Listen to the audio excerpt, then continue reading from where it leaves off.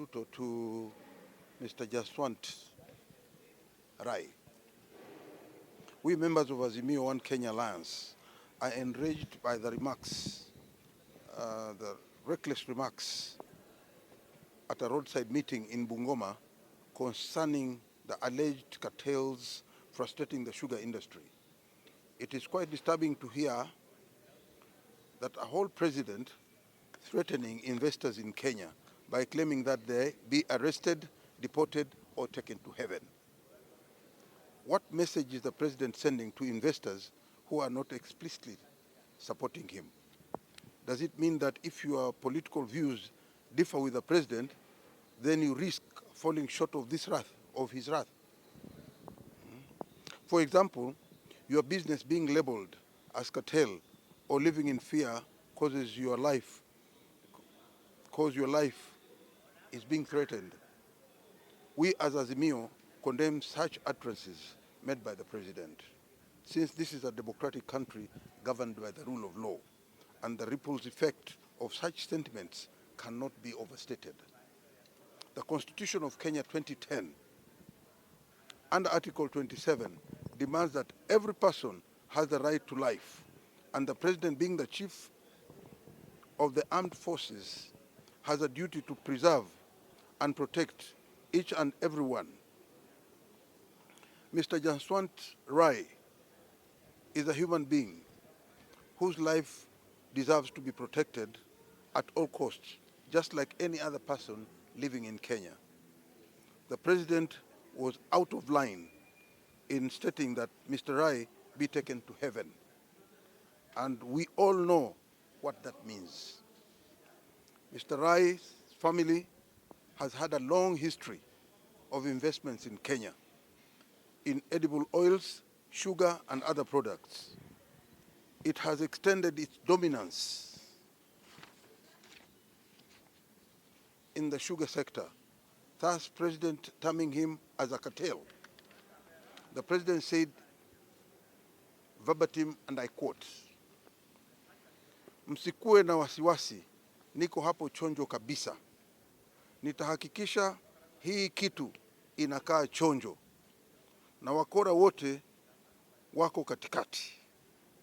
Msikuwe na wasiwasi eti kuna mtu atakuja kutuongelesha Kiingereza.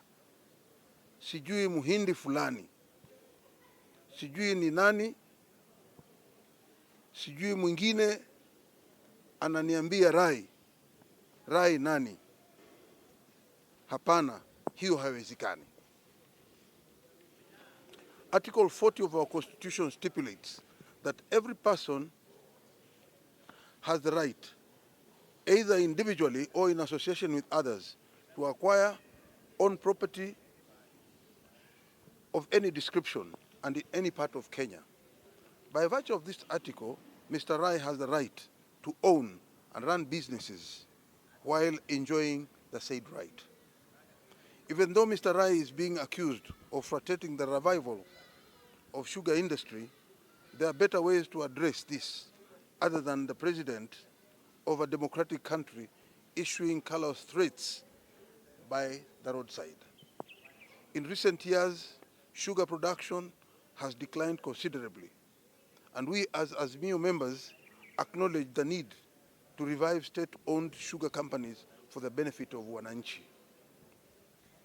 The once thriving industry, a cornerstone of our economy and a source of sustenance for many, now lies in ruins.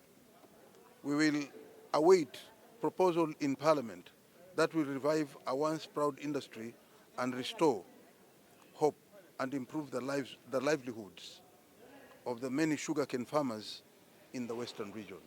I thank you.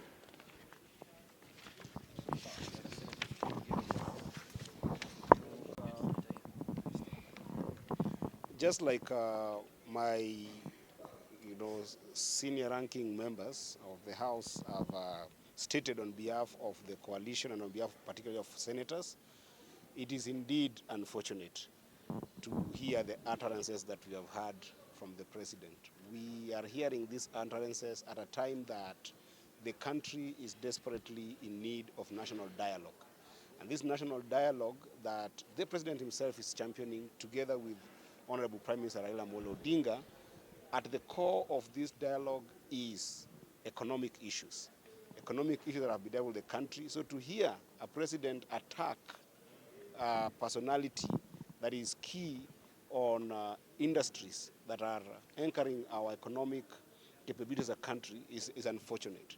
And these utterances, the biggest worry that I have as a senator, and I think that any Kenyan should be worrying about, is that they border absolute mutilation of the Constitution.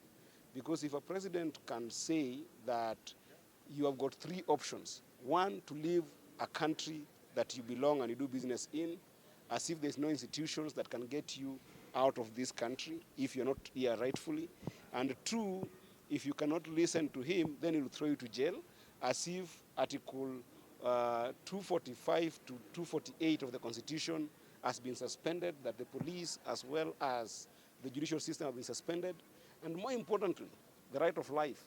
That if you cannot use those two options, then basically you will be killed, because going to heaven basically means that you will be killed. It's unfortunate to hear from a head of state, because that borders what we call the postic statements, basically dictatorial statements. And this is something that we must condemn in the highest term. And as my seniors have said, we must make sure that we remind the president that this country is governed by rule of law, for which he must adhere to. Okay. So, Senator, the last one. Yeah. So, should the president... I just want to make an appeal, really. This is an appeal to the president. That those utterances associated with a person occupying the office that he occupies is actually a threat to national security. We shouldn't have a president who threatens people that don't agree with him on anything in public. And I know that perhaps the president is unhappy with whatever it is that Rai has done, but there are better ways of dealing with those kind of disagreements. I saw the other day the deputy president issuing equally untenable threats to the talks at Bomas.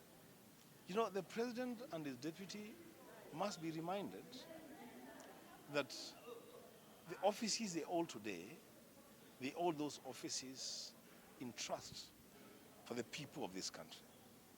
And that a lot of us have no second country to run to if we throw this country into chaos. I want to ask the president and the deputy to know that to whom more is given, more is required of them.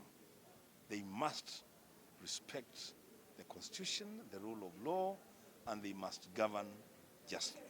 I thank you. Okay. It is important that the President of the Republic of Kenya must apologize to the Kenyans and all businessmen who are doing their businesses in this country. Yes. Okay. Yeah. And how does this statement affect the ongoing dialogue?